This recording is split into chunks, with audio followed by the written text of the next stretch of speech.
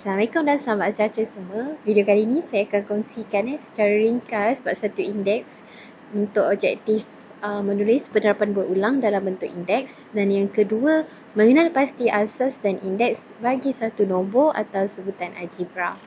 Okey, kita bagi objektif yang pertama. Okey, untuk pelajar tingkatan 3, okey, anda semua pernah belajar mengenai penerapan berulang tapi hanya terhad untuk darab sebanyak 2 dan 3 kali, iaitu pada tingkatan 1 bab 3.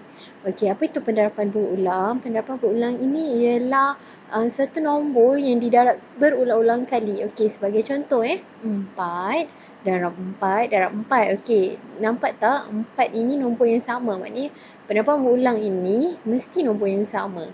Okey, so kalau kita tekan kalkulator, jawapannya akan diberi 64. Okey, sebenarnya penerapan berulang ini kita boleh tulis dalam bentuk indeks, iaitu 4 kuasa 3. Okey, kenapa 4 kuasa 3? Kerana 4 ini didarab secara berulang kali sebanyak 3 kali. 1, 2, 3. Okey, 4 kuasa 3 ini yang dikenali sebagai bentuk indeks, iaitu bentuk asasnya ialah macam ni. A kuasa N. Okey, A ini boleh mewakili nombor ataupun huruf. Apa-apa nombor dan apa-apa huruf. Okey, kita boleh pecahan, kita boleh nombor perpuluhan, dan kita boleh juga sebagai huruf. Okey, kuasa ini juga boleh ditulis, boleh digantikan dengan nombor, huruf atau apa-apa nombor lah. Okey, kita tengok contoh yang seterusnya. Okey, kita tengok penerapan berulang yang seterusnya. Okey, kita ada soalan 5 darab 5 darab 5 darab 5.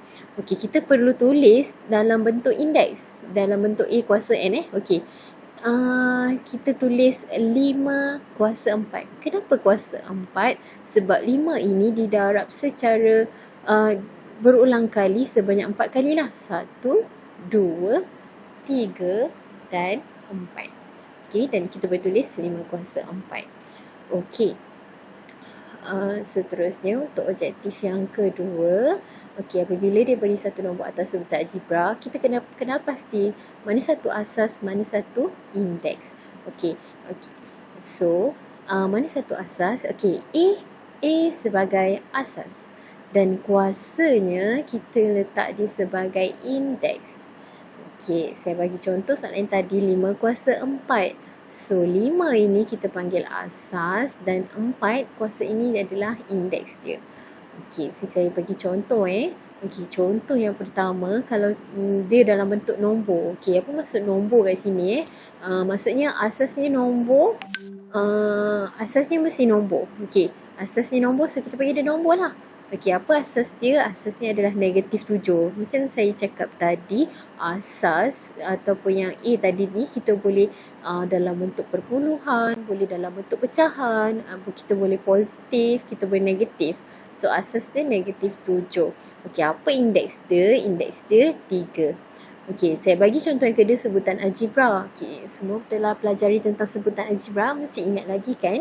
Okey, sebutan algebra ni boleh menjadi ada kuasa. Okey, bila dia ada kuasa, contohnya macam ni, M kuasa 5. So apa asas dia tadi? Ingat tak bentuk indeks tadi?